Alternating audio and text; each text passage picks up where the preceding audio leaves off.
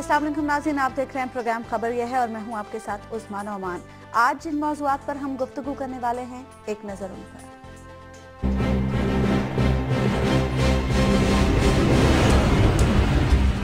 बलूचिस्तान के बाद खैबर पख्तूनख्वा में भी बल्दियाती इदारों ने काम शुरू कर दिया। पंजाब और सिंध पीछे रह गए।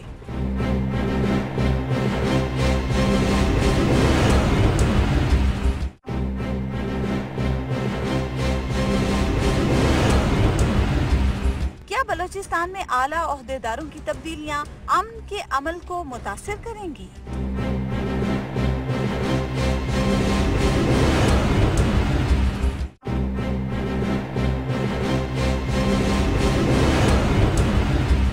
इंतखाबी इस्लाहात के लिए इलेक्शन कमीशन में अरकान का मुस्ताफी होना जरूरी या इलेक्शन कमीशन का ठीक होना?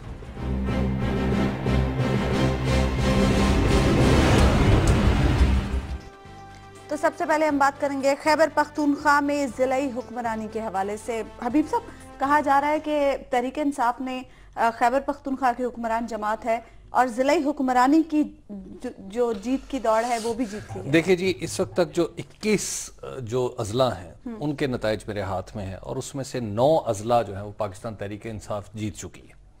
और PMLN के पास 3 जिले हैं इस वक्त, स्वात, मनसेरा, शांगला और एबटाबाद। अगर आप इसको समझे, चाहे तो PTI को दे दें, चाहे तो PMLN को, क्योंकि वहां पे PTI के अंदर फॉरवर्ड ब्लॉक बना है और PTI का आदमी ही एबटाबाद का भी जिला नाज़म बना है। तो इसके अलावा जो जमात इस्लामी है उसके पास 4 अजला की जो निजामत आई है, अपर दीर, चित्राल, बुनेर और लोअर दीर की। JUIF के पास आई है हंगो की और कोहाट की, लेकिन कोहाट में मुस्लिम लीग नून के साथ इत्तेहाद करके उनके पास आई है। तो पाकिस्तान पीपल्स पार्टी के पास मलाकंड और लक्की मरवत 2 अजला की इनके पास आई है और ANP के पास आई है सवाबी और मर्दान की। और ANP से जिसकी तवक्को की जा रही थी 4 सद्दा की, वो तो बिल्कुल ऐसे छिन गई है। वहां पे जो फहद खान जो है वो बन गए और बिल्कुल एक आमोज तो नहीं है लेकिन एक नौजवान कारकुन है, आम कारकुन है जो PTI के। और इसमें एक दिलचस्प बात आपको बताऊं कि जो इस वक्त तक जो रिजल्ट्स आए हैं, जो रिजल्ट्स हैं मजमूई तौर पे, इसमें हारून साहब, जो अगर आबादी के एतबार से नुमाइंदों का तनासुब देखा जाए तो हर 700 अफराद पर एक नुमाइंदा है इस वक्त। अच्छा। जो ये बड़ी, और दूसरी बात है कि अगर वोटर्स के एतबार से देखा जाए, इससे क्या आप देख रहे हैं नीचे कितनी नीचे तक चलेगी नुमाइंदगी। और 339 वोटर्स, अगरचे सारे वोटर नहीं पड़े, मैंने वोटरों की मजमूई तादाद के हिसाब से बात कर रहा हूं कि 1 करोड़ 31 लाख तकरीबन वोटर है वहां पे, 1 करोड़ 35 लाख। तो हर 339 वोटर्स ने एक नुमाइंदा, उनके ऊपर एक नुमाइंदा मौजूद है।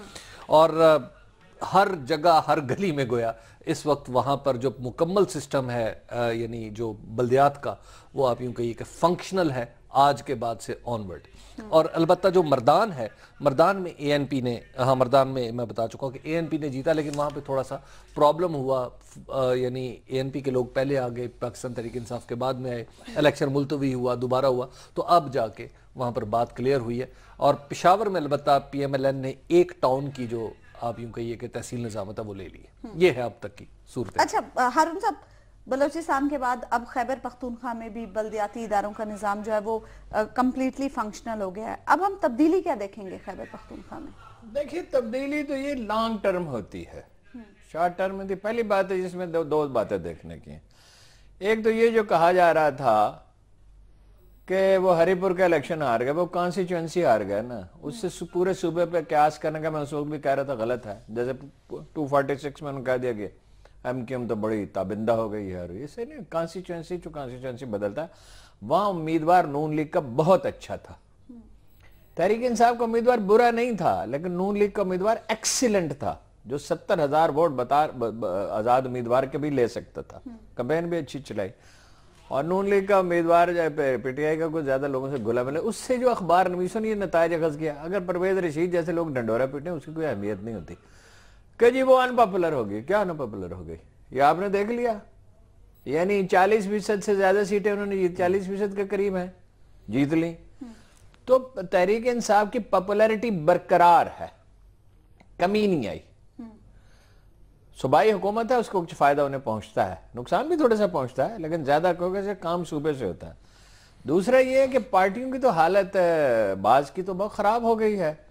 देखिए یعنی نون لیگ جو ہے یہ اس کے لوگ آپس میں بچوں کی طرح لڑتے ہیں، جیسے یہاں تحریک انصاف والے لڑتے ہیں نا، نون لیگ والے بہت لڑتے ہیں آپس میں، کوئی کسی کو مانتا ہی نہیں ہے۔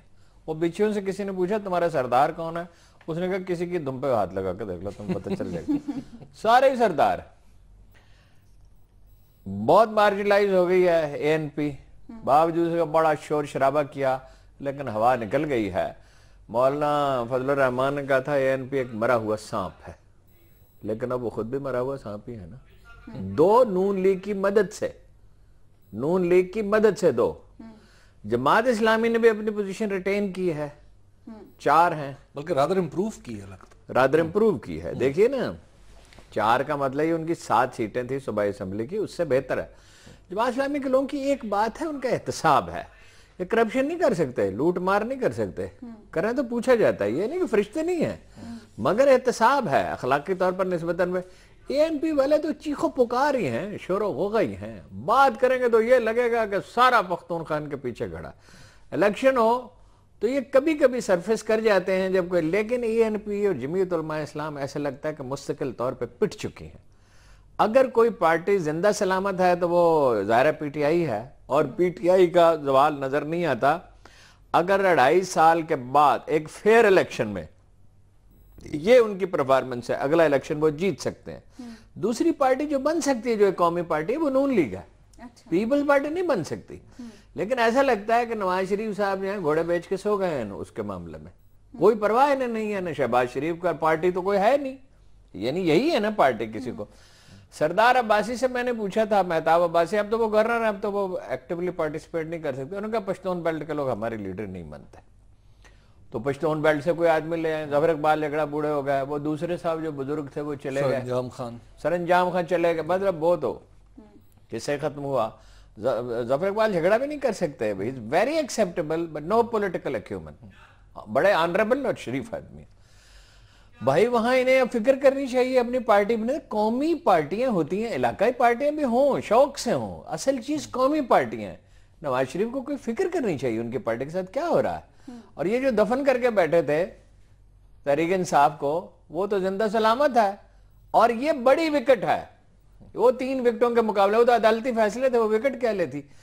اس سے یہ بھی پتہ چلتا ہے کہ جو چیف منسٹر ہے اس کی جوڑ توڑ کی صلاحیت ہے، لیکن ایک آدمی کو نظر انداز نہ کریں، اس کو انڈر ایسٹیمیٹ کیا ہے تحریک انصاف نے بھی، اخبار نے بھی، وہ ہے اعظم سواتی۔ اعظم سواتی میں تحرک بہت ہے، بہت حرکت ہے، پیسے خرچ کرتا ہے، لوگوں کے ساتھ ملتا جلتا گھلتا ہے، اس کا ڈیفینیٹلی اس میں ایک بڑا رول ہے۔ اور ورکر پرجوش ہیں تحریک انصاف کے۔ اگر تحریک انصاف اپنی تنظیم بہتر کر لے تو 60% سیٹیں جیت لیتی، لیکن لڑائی جھگڑا آپس میں ایسی توانائی ہے کہ اگر حریف نہ ملے تو آپس میں ہی لڑتے ہیں، اچھا آرام سے نہیں بیٹھ آپ کو سکتے۔ لگتا ہے جیسے کہ ہارون صاحب کہہ رہے ہیں کہ پاکستان تحریک انصاف کی مقبولیت برقرار ہے؟ دیکھیے پاکستان، یس، اس حد تک یہ بات بالکل ٹھیک ہے کہ دل پہ جس پتھر رکھ کے علاقے میں دل پہ پتھر رکھ کے علاقے میں کوئی بات نہیں، ٹھیک ہے، ان کی مقبولیت برقرار ہے۔ اور میں آپ کو پتا ہے الیکشن کور کرنے بھی گیا تھا تو میری بھی یہی اسیسمنٹ تھی، یہی تھی کہ عمران خان صاحب جو ہے وہ ہر جگہ ان کی ایگزسٹنس نظر آتی ہے۔ لیکن اب جب یہ بلدیاتی نظام مکمل ہو گیا نا ہارون صاحب، تبدیلی دیکھیں گے ہم یہاں، تبدیلی کی بڑی دلچسپ بات ہے۔ تبدیلی ان دی لانگ رن یہ ہے کہ نیچے سے لیڈرشپ آنا شروع کی، ادارہ ہی بلدیاتی ادارہ ہے۔ صوبائی حکومت میں ارکان اسمبلی کو پوچھتا کون ہے، اور قومی اسمبلی میں یہ لوگوں میں گھل مل کے رہتے ہیں، ان میں سے لیڈر پیدا ہوں گے مستقبل کے، یہ بہت بڑا کام ہوا ہے۔ بے شک، لیکن ہارون صاحب ایک بات اور بھی ہوئی ہے کہ جو ترقیاتی ایجنڈا، جسے ڈیولپمنٹ ایجنڈا ہے، وہ کے پی کے کی گورنمنٹ کے ہاتھ سے آدھا نکل گیا ہے۔ ٹھیک ہے، پاکستان تحریک انصاف جو ہے اب وہ پورے کے پی کے سرکار ہے، بالکل اچھا ہوا۔ دیکھیں جی، اور دوسری بات ہے کہ 30 ارب روپے ان کو دیں گے، اور دینے چاہیے، پھر اس کے اور بعد اگلی دفعہ زیادہ دینے چاہیے۔ بالکل، اور یہ پھر ابھی تو ہم اضلاع کی بات کریں نا، 70 تحصیلیں ہیں، 70 تحصیلیں بہت سٹرونگ، جو ایک ہر تحصیل جو بڑا سٹرونگ ایک یونٹ بن کے سامنے آئے گی، اور جب وہ اپنا ایجنڈا سیٹ کرے گی ترقیاتی، تو اس کے بعد ہم دیکھیں گے کہ لوگوں کی پارٹیسپیشن بڑھ گئی ہے۔ دیکھیں جی، میں آپ کو عرض کروں، میں پاکستان تحریک انصاف کے جو ڈیموکریٹک کریڈنشلز ہیں، میں ان کا کوئی بہت زیادہ معتقد نہیں ہوں، لیکن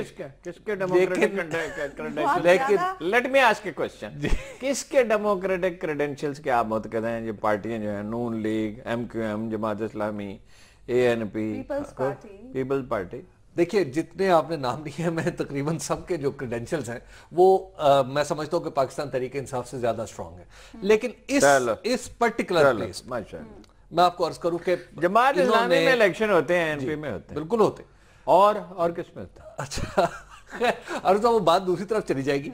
तो देखिए बात यह है कि नहीं, आपको पाकिस्तान तहरीक इंसाफ बात बे बात तबर्रा न करें जहां बनता हो।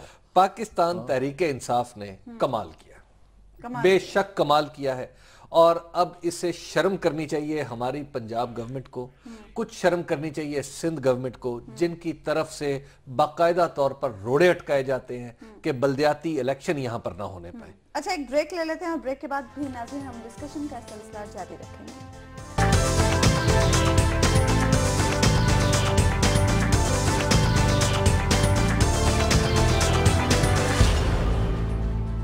वेलकम बैक नाज़रीन। ब्रेक पर जाने से पहले हम बात कर रहे थे खैबर पख्तूनख्वा में ज़िले हुक्मरानी के हवाले से। हबीब साहब आप बात कर रहे थे कि पंजाब और सिंध ने कुछ देर कर दी है। जी, पंजाब और सिंध में देखिए, और फिर दूसरा एक और बड़ा बुनियादी फर्क है, वो ये कि अब तक जो कानून पंजाब में बना है और जो सिंध में बना है उसमें बुनियादी तौर पर इख्तियारात दिए नहीं गए, सल्ब किए गए।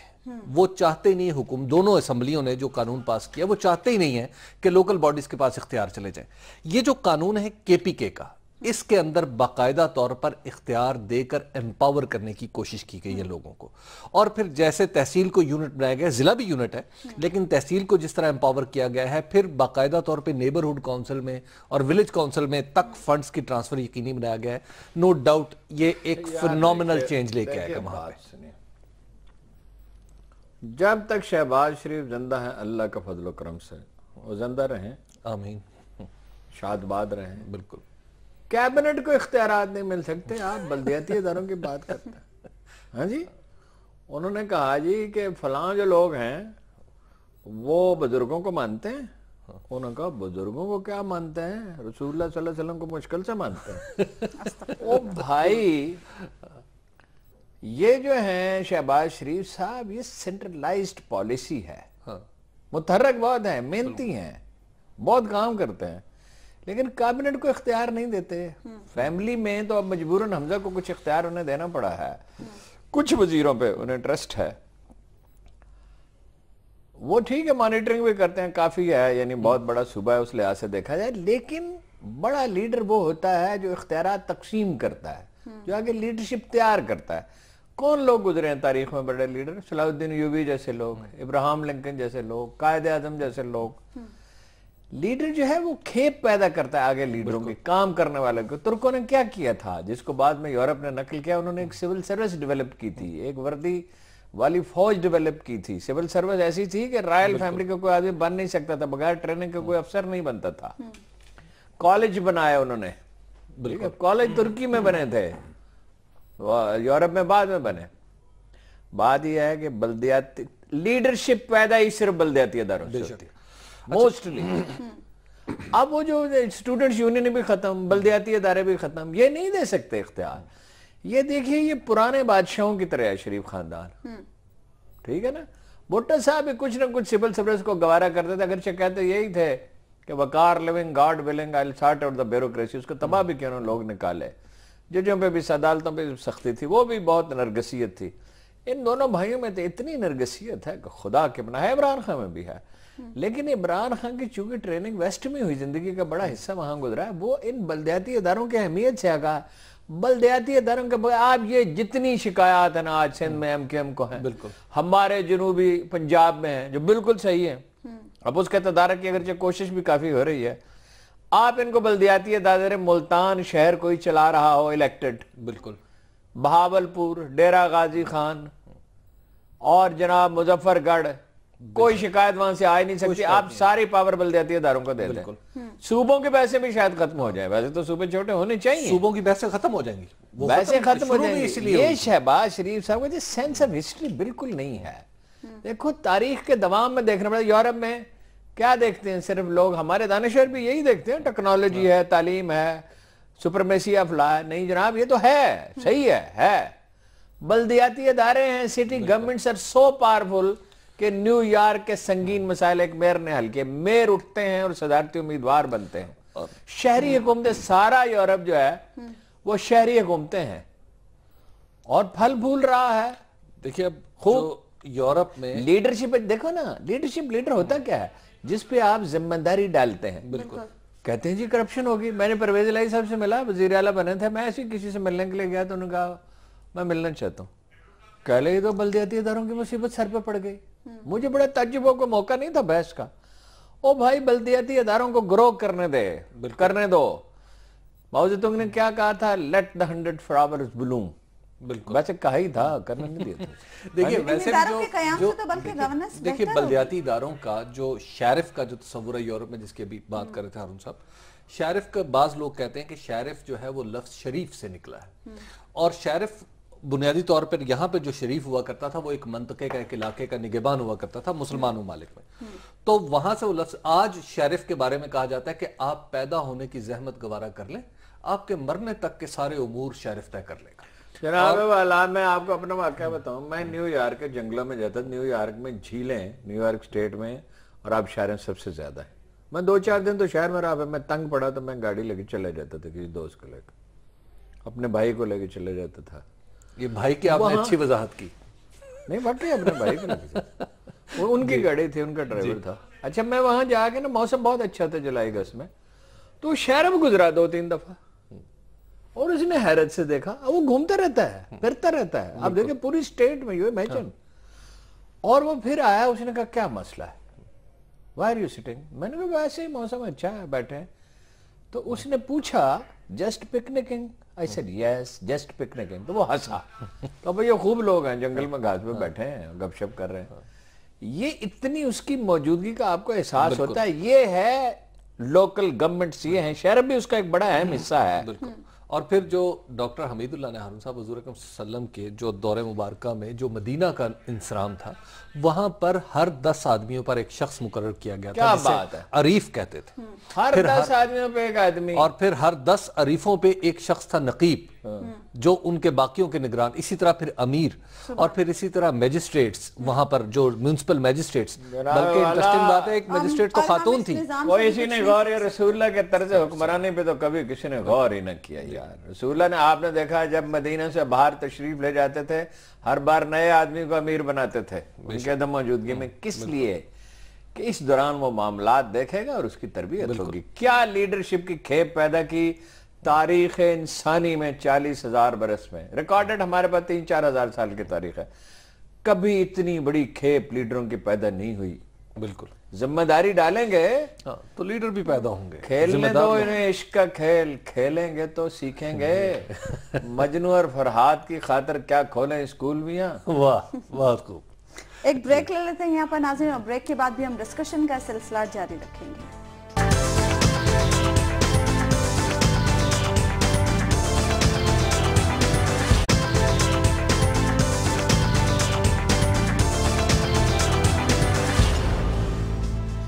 ویلکم بیک ناظرین. اب ہم بات کریں گے بلوچستان میں امن عمل کے حوالے سے. ہارون صاحب, یہ خبر تو آپ نے دی تھی کہ ڈاکٹر عبد المالک بلوچ کے حوالے سے کہ توسیع پیدا ہونے کے امکانات ہیں اور امید ہے کہ وہ نہیں جائیں گے, لیکن کور کمانڈر جا رہے ہیں. نئے کور کمانڈر کون ہو سکتے ہیں؟ دیکھیے یہ سوال زیر بحث ہے جی اسکو میں, اس پہ بڑی ڈیبیٹ ہو رہی ہے, اس کا جواب بہت مشکل ہے. دیکھیے ان سے تو کسی کا مقابلہ نہیں, میں قرون اولیٰ والوں کی بات کر رہا ہوں, ان سے تو کسی کا موازنہ نہیں, لیکن کبھی ان کی یاد آتی ہے اس طرح کی کوئی بات ہو. جناب عمر فاروق اعظم کو جب لحد میں اتارا گیا تو جناب سیدنا علی کرم اللہ وجہہ نے فرمایا اپنے جانشین کے لیے آپ بڑی مشکلات چھوڑ گئے. یہ تو ان سے موازنہ نہیں ہو رہا. ایک تشبیہ تاریخی یاد آئی. دیکھیے اعظم خان کو بنگالی بہت روئے تھے, جنرل جنجوعہ کو بلوچستان بہت روئے گا, جنرل جنجوعہ بھی روئیں گے. ویسے دیکھیے محبت جب ایک دفعہ دل میں جڑ پکڑ لیتی ہے نا تو پھر مٹتی نہیں ہے, بلکہ دوری محبت کو بھڑکا دیتی. جس خوش خلقی کے ساتھ, بلکہ محبت صحیح لفظ ہے, کے ساتھ انہوں نے معاملات کیے, سول سروس کو ساتھ لے کے چلے, وزیر اعلیٰ کو ساتھ, وزیر اعلیٰ نے بھی ریسیپروکیٹ کیا. وزیر اعلیٰ بھی اس میں بھی عاجزی اور خاکساری ہے. عاجزی اور محبت جب مل جاتی ہے نا تو عجیب معجزے دنیا میں ہوتے ہیں. اس کو بعد دیکھا حبیب اکرم صاحب ساتھ تھے, ہم زیارت تک گئے, ہر جگہ اس کی تصویریں تھیں. اور تصویریں کیا تھیں, دل پہ تصویر ہے اس کی. اور وہ بھی دیکھو ایسا عاجز اللہ کا بندہ ہے. میں نے کہا کہ انا کو جب تک، جس دن وہ میرے پاس تشریف لائے، حبیب صاحب بھی تھے، تب میں نے کہا انا کو جب تک دفن کر نہ دیا جائے نا تو خیر کی فصل نہیں ہوتی. انہوں نے کہا کیسی انا، ہمارے پاس تو ہے ہی کچھ نہیں، سب پروردگار کا لطف و کرم ہے. اور لوگوں نے میری مدد کی ہے، چیف نے مدد کی ہے، وزیر اعظم نے میری بات سنی ہے ہمیشہ. میں نے کیا کیا؟ میں نے ان کی مدد سے ہی ممکن ہو سکا. اب جو آدمی جائے گا نا اس کے لیے کچھ چیزیں بہت ضروری ہیں. اس کو خوش اخلاق ہونا چاہیے، یہ بہت اہم بات ہے. تقابل کیا جائے گا، لوگ کمپیریزن کیا کرتے ہیں اور بڑا مشکل پڑتی ہے. 40 سال پہلے بریگیڈیئر رفیق صاحب ملٹری کالج جہلم کے پرنسپل تھے. 40 سال پہلے، 45 سال پہلے. اور آج تک جو پرنسپل جاتا ہے اس کو مشکل پیش آتی ہے، اس سے موازنہ کیا جاتا ہے. انہوں نے اسے دنیا کا نمبر 1 ملٹری کالج بنا دیا تھا. اس پر کتابیں لکھی گئی ہیں. بڑی مشکل پڑے گی ان کے جانشین کو، لیکن 2 باتیں اسے لازم کرنا ہوں گے. خوش اخلاقی کا مظاہرہ کرنا ہوگا، دوسروں کو ساتھ لے کر چلنے کا. اور شروع میں میرا مشورہ یہ ہے کہ وہ جنرل عدنان ہے جو بہت سیریس آدمی ہیں، ان کے سیکنڈ ان کمانڈ، ان پہ زیادہ بھروسہ کریں. جنرل شیر افغان کی پرفارمنس ایکسیلنٹ ہے، ایکسیلنٹ. سرحدوں پہ نقل و حرکت روکی ہے. یہ 3 اضلاع میں جہاں حربیار بھتہ لیتا تھا وہاں اس کا خاتمہ کیا شورش کا. اوورال بڑی پرفارمنس. ان پہ زیادہ ڈیپینڈ کریں، ایجنسیوں کے جو لوگ اچھے ہوں ان پہ زیادہ ڈیپینڈ کریں. وزیر اعلیٰ پہ آف کورس، وزیر اعلیٰ نے تو کام کر دکھایا. وزیر اعلیٰ نے تو امکانات پیدا کیے، ان کے بغیر نہیں ہو سکتے تھے مذاکرات. اگر ڈاکٹر عبد المالک میں یہ عاجزی اور انکساری نہ ہوتی، کبھی انہوں نے ایگو کا مسئلہ نہیں بنایا. وہ لوئر مڈل کلاس سے اٹھے ہیں، انہوں نے کبھی پرسنالٹی کلاس ڈیولپ نہیں کیا. ڈاکٹر عبد المالک بڑی اچھی ٹیم بنی ہے. یہ جو پاکستان کے لیے خوشخبری روز ایک بلوچستان سے آتی ہے تو ان سب کو کریڈٹ جاتا ہے، اور نواز شریف کو کریڈٹ جاتا ہے. مائنڈ نواز شریف نہ ہوتے تو ڈاکٹر عبد المالک نہیں بن سکتے تھے. پھر پورا ٹرسٹ کیا، پھر پیسے دیے، پھر مداخلت نہیں کی، آزادی دی کام کرنے کی، ان کے حوصلہ افزائی کی ہمیشہ. تو بہت احتیاط کے ساتھ انتخاب کرنا چاہیے اور ڈاکٹر عبد المالک صاحب کو کنٹینیو کرنا چاہیے. لیکن سردار ثناء اللہ زہری کی مرضی سے ان کے ساتھ وعدہ کیا گیا ہے، وعدہ نہیں توڑا جا سکتا. البتہ ان سے درخواست کی جائے کہ جی یہ ملک کے مفاد میں ہے، یہ بلوچستان کے مفاد میں. سردار ثناء اللہ زہری تو ٹریڈیشنل سردار ہیں، نسل در نسل ان کی ایگو کی آبیاری ہوئی ہے. ان کے لیے بہت مشکل ہوگا ان حلیف پارٹیوں کو ساتھ لے کے چلنا. پھر ان کا موازنہ ڈاکٹر عبد المالک کے ساتھ ہوگا، وہ مشکل میں پڑیں گے. بہتر ہے انہیں مرکز میں لے آئیں. وہ ایڈمنسٹریٹر اچھے ہیں سردار ثناء اللہ، ان سے کوئی کام لیا جائے جو کام وہ ڈیزرو کرتے ہیں. ٹھیک ہے، لیکن وہ مشکل ہے کہ وہ چلا سکیں، اور دریا میں گھوڑے نہیں بدلے جاتے. اس وقت ڈاکٹر عبد المالک کو ہٹانا خطرناک ہوگا. مذاکرات کے حوالے سے اب سچویشن آپ کیا دیکھ رہے ہیں آگے؟ مذاکرات نئے کور کمانڈر کے آنے کے بعد مذاکرات کی کیا سچویشن؟ دیکھیے مذاکرات میں ایک وہ جیسے ہارون صاحب کہہ رہے ہیں نا کہ بالکل گھوڑے نہیں بدلنے چاہیے، اور مذاکرات میں تو بالخصوص نہیں بدلنے چاہیے. جو مذاکرات جس سطح پر ہیں یہی افراد ٹرسٹ ڈیولپ ہو جاتا ہے، وہ دوسرے کو کیسے ہوگا؟ میں آپ کو عرض کروں کہ جو جنرل جنجوہ ہیں، ان کو جو پرنس محمد علی ہیں جو خان آف قلات کے بیٹے ہیں، میری معلومات کے مطابق وہ انہیں انکل کہتے ہیں. یعنی ٹرسٹ لیول یہاں تک اتنا ہے. جب ایک آدمی نے یہاں تک چیز ڈیولپ کر لی ہو تو اس کا مطلب یہ ہے کہ اب اسے ہی یہ کام دیا جانا چاہیے. لیکن مذاکرات میں کہنا چاہ رہے ہیں کہ جنرل جنجوہ کو بھی توسیع ملے؟ نہیں، توسیع کی میں بالکل بات نہیں کر رہا.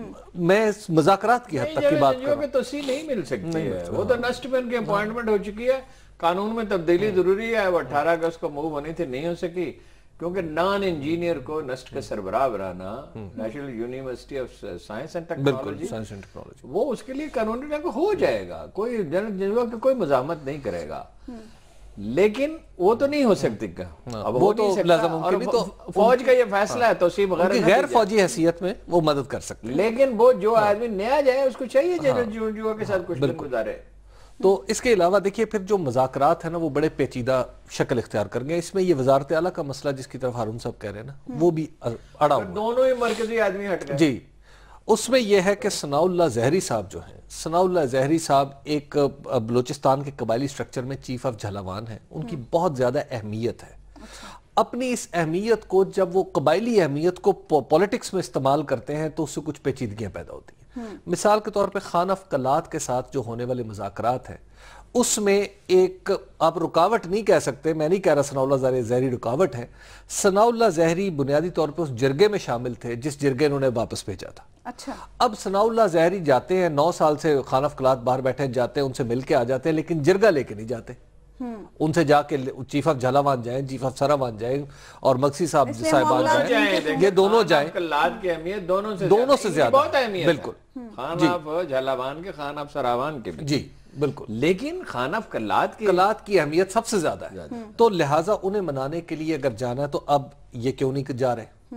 دوسری بات یہ ہے کہ ثناء اللہ زہری صاحب نے جو قبائلی سٹرکچر ہے، جب ان کا آپ کو یاد ہوگا 2013 میں جب ان کے کچھ عزیز اور ایک بیٹا، غالباً ایک بیٹا اور بھائی یا بیٹا اور بھائی، جب وہ ان کے اوپر حملہ ہوا تو اور وہ شہید ہوئے، تو اس کے نتیجے میں انہوں نے پرچے درج کرائے اختر جان مینگل کے اوپر۔ اختر جان مینگل کے بارے میں اس وقت یہ گمان تھا کہ شاید یہ اگلے چیف منسٹر ہوں گے، تو اختر جان مینگل کو انہوں نے پہلی کلپ کر دیا، اڑنے سے پہلے ہی ان کے پر کاٹ دیے۔ تو لہٰذا انہوں نے جتنی پیچیدگیاں پیدا کر دی ہیں وہ کوئی آسانی سے گتھی سلجھنے والی نہیں ہے۔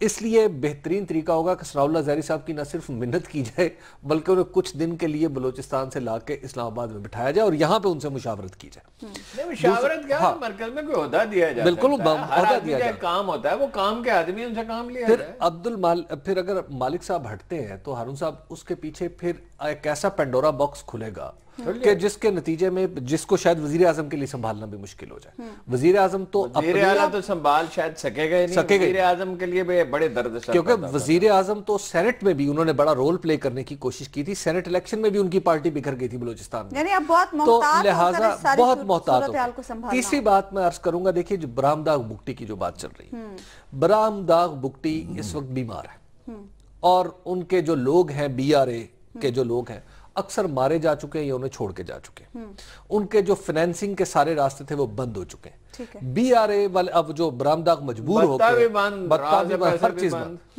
تو اب اگر انہیں واپس لانے کی کوشش کی جائے جیسا کہ مالک صاحب کوشش کر رہے ہیں اس کو کہ واپس انہیں لا کے ڈیرہ بگٹی میں بٹھایا جائے، تو پھر ڈیرہ بگٹی سکون میں نہیں آئے گا۔ ضروری نہیں خان آف قلات شروع میں نہیں بٹھایا جائے گا، میں آپ کو انفارمیشن کی بنیاد پر بتا رہا ہوں، اگر وہ واپس آئیں گے معافی انہیں مل سکتی ہے، سرپرستی نہیں مل سکتی اس طرح، بالکل، اور انہیں ڈیرہ بگٹی نہیں جانے دیے جائے گا۔ میں آپ کو معلومات اچھا پھر ایک اور بات، اب جتنے یہ بلوچ علیحدگی پسند سو کالڈ یہ جو 5 سٹار علیحدگی پسند ہے نا، جو وہاں پہ پیسے پرائے پیسے پہ عیاشی کرتے ہیں، وہ سب لوگ یہ کہہ رہے ہیں، ہارون صاحب کہتے ہیں ہم معاملات طے کرتے ہیں لیکن کوئی دوسرا ملک بیچ میں ڈالیں۔ اچھا، اب اس توہین آمیز شرط پہ کیا مذاکرات ہو سکتے ہیں؟ نہیں، سوال ہی پر کیا پاکستان کو ایسے لوگوں کو وہ بھی لگانا چاہیے؟ اس کو تو کنسیڈر ہی نہیں کیا جا سکتا۔ وہ ایک غوث بخش بزنجو نے ایک دفعہ تجویز پیش کی، مرحوم نے خدا مغفرت کرے، انہوں نے ایک دفعہ ایک تجویز پیش کی کہ اب ہم تب مین سٹریم پالیٹکس میں آئیں گے اور الیکشن میں جائیں گے، یہ معاہدہ کریں ساری سیاسی جماعتیں کہ اگر اب فوج آئی تو صوبے الگ ہو سکتے ہیں۔ تو نوابزادہ نصر اللہ خان نے کہا میں اس پروپوزل کو چمٹے سے پکڑنے کے لیے بھی تیار نہیں ہوں۔ بات یہ ہے یہ وہ تجویز ہے جس کو سنا ہی نہیں جا سکتا۔ بالکل ٹھیک ہے، اور یہ دوبارہ کون ملک ہے جو پاکستان کے معاملات، اور یہ کتنی احمقانہ بات ہے کہ دوسرے ملکوں، ہاں ضمانت جو انہیں دی جائے وہ پختہ ہونی چاہیے، نمبر 1، نمبر 2 دل و جان سے اس پہ عمل کیا جائے۔ ٹھیک ہے، ایک بریک لے لیتے ہیں یہاں پر ناظرین، بریک کے بعد بھی ہم ڈسکشن کا سلسلہ جاری رکھیں گے۔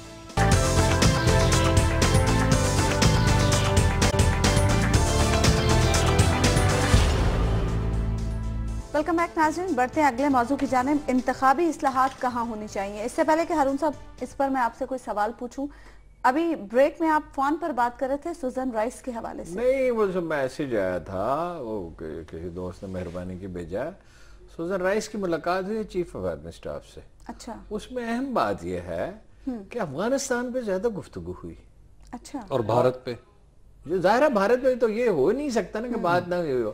اگر نیشنل سیکورٹی ایڈوائزر ہیں، جیسے آپ نے کل کہا، نیشنل سیکورٹی ایڈوائزر بڑا امپورٹنٹ ہوتا ہے، وہ امریکی مفادات اور سلامتی کے نقطہ نظر سے دنیا کو دیکھتا ہے۔ یہاں 2 ایٹمی ملکوں میں کشیدگی ہے اور بڑھ رہی ہے، اور اتنی بڑھ گئی ہے کہ چیف نے کہا ہے، ہمارے چیف نے کہا ہے کہ بھارت ہر حد سے گزر گیا، مطلب یہ کہ اس کو رکنا ہوگا، اس کا مطلب یہ ہوگا بھارت کو رکنا ہوگا یہاں، اور دیکھیے کوئی بڑا واقعہ ہو سکتا ہے۔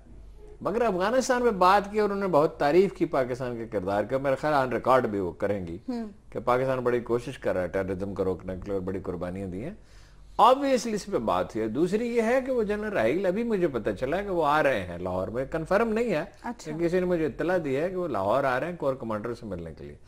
اس سے میں یہ نتیجہ ملیں گے, تو اس سے میں یہ نتیجہ اخذ کرتا ہوں کہ پنجاب کے معاملات بھی زیر بحث ہیں ٹیررزم سے متعلق آبویسلی. ویسے تو پنجاب میں کانفلکٹ نہیں ہے, اس لیے کہ شہباز شریف کی اپروچ ہمیشہ یہ رہی ہے کہ اس طرح کے معاملات میں فوج سے مل کے چلا جائے, انڈرسٹینڈنگ ڈیولپ کی جائے. اور میں گمان کرتا ہوں ایپیکس کمیٹی یہاں متحرک ہوگی. سوزن رائس کا جو معاملہ ہے نا, وہ امریکہ کو اور یورپی ممالک کو, یورپی یونین کو اپنی روش بدلنی پڑے گی. انہیں انڈیا کو سمجھانا ہوگا. ہمیں کیا سمجھا رہے ہیں وہ؟ ٹھیک ہے, بات یہ ہے کہ ساری زیادتی تو وہ کر رہا ہے, یہاں علیحدگی پسندوں کو مدد دے رہا ہے, بارڈر اس نے گرم کیے ہوئے, تو انہیں اس پہ پریشر رکھنا ہوگا. میرا خیال ہے کریں گے بھی, اعلان نہیں کریں گے. وہ انڈیا کے ساتھ تعلقات کی نوعیت ایسی ہے, بڑی مارکیٹ ہے, ان کے اسٹریٹجک پارٹنر ہے, اعلان نہیں کریں گے. میرا خیال انڈیا کے ساتھ بات کی جائے. ٹھیک ہے, اپنے اگلے موضوع کی جانب بڑھتے ہیں. حبیب صاحب, آپ کو لگتا ہے انتخابی اصلاحات سے مراد الیکشن کمیشن اراکین کا مستعفی ہونا ہے, یا الیکٹورل پروسیس کا درست ہونا ہے, ٹھیک ہونا ہے, بہتر ہونا ہے؟ دیکھیں جی, عمران خان صاحب کا مطالبہ اپنی جگہ, اور کہ جی استعفیٰ دے دو, اور پیپلز پارٹی بھی اب اس میں راگ میں لا رہی ہے. لیکن بات یہ ہے کہ اس میں بڑا بنیادی سوال ہے کہ ایک دفعہ جب الیکشن کمیشن ٹوٹے گا تو پھر بنے گا کیسے, اور جب بننے کی بات آئے گی تو پھر کیا عمران خان وہی عمران خان ہوں گے جو آج کہہ رہے, کیونکہ پھر عمران خان ویٹو کا تقاضا کریں گے الیکشن کمیشن کی دوبارہ ساخت کے لیے. اور پھر اگر ایسا ہی الیکشن کمیشن دوبارہ بنا لینا ہے, افراد کو تبدیل کر لینا ہے, تو پھر اس کا کیا فائدہ؟ دیکھیے, اب ہمیں وقت آ گیا ہے جب ہم بیٹھیں اور دور رس تبدیلیاں کریں. ابھی تک آپ دیکھیں کہ جو الیکشن اصلاحات کا جو غلغلہ ہے وہ سب سے زیادہ مچایا ہے ہماری پاکستان تحریک انصاف نے. اب اس پیپلز پارٹی چلے, اصل بات یہ ہے کہ اب تک میری معلومات کے مطابق اگر متعین پوچھا جائے کہ جناب آپ الیکشن کمیشن میں اصلاحات چاہتے ہیں تو وہ کون سی ہیں, آپ الیکٹورل پروسیس میں اصلاحات چاہتے ہیں تو وہ کون سی ہیں, اور اگر آپ امیدواروں کی سکروٹنی میں اصلاحات چاہتے ہیں تو وہ کون سی. دیکھیے, جب اس طرح کی ہم ایک بورڈ پہ چیزیں رکھ کے بیٹھیں گے تو تب بات آگے بڑھے گی. ہے کہ ابھی تھوڑی دیر پہلے انہوں نے تعریف کر دی تھی غلطی سے تحریک انصاف کی, اب اس کی تلافی کر رہے ہیں. او بھائی, الیکشن تو کبھی اس ملک میں ٹھیک ہوئے ہی نہیں. اس کی نہیں, میں پچھلے الیکشن کی نہیں بات کر رہا, یہ تو پھر بھی غنیمت ہے. یہاں تو بالکل ہی یعنی ایک طرفہ طور پہ الیکشن ہوتے تھے. اس کے لیے یہ آپ صحیح کہتے ہیں کہ انتخابی اصلاحات بڑے پیمانے کی درکار ہیں. الیکشن کے لیے ٹرینڈ سٹاف درکار ہے, کوئی ٹرینڈ لوگ ہوتے ہی نہیں ہیں, ایک ہنگامہ سا مچا رہتا ہے. اور الیکشن کمیشن کا جہاں تک رہ گیا, میری سرکار یہ الیکشن کمیشن نہیں بچ سکتا. یہ دل جی کا جانا ٹھہر گیا ہے, صبح گیا یا شام گیا. یہ کتنا پریشر برداشت کریں گے؟ دیکھیے, اصول ایک ہے کہ جب میجورٹی آف دی پیپل نہیں چاہتی, پہلے تو ایک طبقہ نہیں چاہتا تھا نا, اب پیپلز پارٹی بھی نہیں چاہتی, تحریک انصاف بھی نہیں چاہتی. اور یار حد ہے, نجم سیٹھی چیخ رہا ہے اور یہ بھی کہہ رہا ہے کہ سب سے پہلے تو میں نے کہا تھا. اب میں نے سوچا آج میں کہوں گا آپ سے پہلے میں نے کہا تھا, میں آپ کا کلپ نکال کر چلاؤں, مگر یہ کوئی مناسب بات نہیں ہوگی. یہ الیکشن دیکھیں, ججوں کا یہ کام نہیں ہے کہ جب وہ متنازع ہو جائیں تو بیٹھے رہیں, اور ان پہ بہت پریشر آنے والا ہے. ججوں کے بس کی بات نہیں ہے کہ باہر دھرنا ہو رہا اور تین ارکان نے مستعفی ہونے کا فیصلہ کر لیا ہے. کل بات چل رہی ہے نہیں, جی تو ان کا چاہتا ہے, انہوں نے تھام رکھا ہے. اچھا دیکھیے بھائی, میں نے نسخہ تو عرض کیا ہے جو میرا خیال ہے ماہرین اگری کریں گے کہ بھائی ان کو 10 مہینے کی تنخواہیں دے دیں. یہ تو رائٹ ہے, تو کوئی ایسی بات نہیں ہے. اور پاکستان اتنا غریب ملک تو نہیں ہے. 70-80 لاکھ روپے جو ہیں, 2.5 کروڑ روپے اس وقت. بہرحال اگر حبیب اکرم صاحب کا بس چلا تو الیکشن کمیشن بچ جائے گا. میں آپ کو اور باقی اسے بچانے والا کے حوالے سے اس وقت پاکستان انجینئرنگ کانگریس کے انتخابات ہو رہے ہیں آج, اور بڑی دلچسپ بات ہے ہارون صاحب, وہ سب کے سب اس کے ذریعے ہو رہے ہیں جس میں تھم امپریشن دیا جا رہا ہے مشین کے اوپر. اور میری معلومات کے مطابق نادرا نے اس کے پیسے کچھ وصول کیے ہیں اور یہ سروس پرووائیڈ کرنے کے. اگر یہ تجربہ کامیاب ہو جاتا ہے تو پھر ہم اس کو آگے بھی بڑھا سکتے ہیں. بات ہے, یہ ٹیکنیکل بات ہے. نواز شریف صاحب سے کہیں ایک الیکشن غیر جانبدار لوگوں کے ذریعے کرا لیں, اور نون لیگ اگلی دفعہ بھی جیت رہی ہے, تحریک انصاف نے اپنی تنظیم تو کرنی ہی نہیں. ناظرین, پروگرام کا وقت ختم ہوا, آپ سے ملاقات ہوگی انشاءاللہ اگلے ہفتے اللہ نے کے بعد.